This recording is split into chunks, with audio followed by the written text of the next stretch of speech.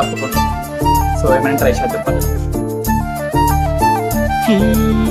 నిలువద్దము నిన్ను ఎప్పుడైనా నువ్వు ఎవ్వరు అని అడిగేనా ఆ చిత్రమే గమనిస్తున్నా కొత్తగా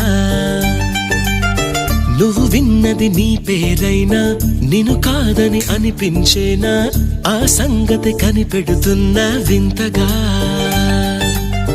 నీ కన్నుల మెరిసే రూపం నాదేనా అనుకుంటున్నా నీ తేనెల పెదవులు పలికే తీయదనం నా పేరేనా అది నువ్వే అని నువ్వే చెబుతూ ఉన్నా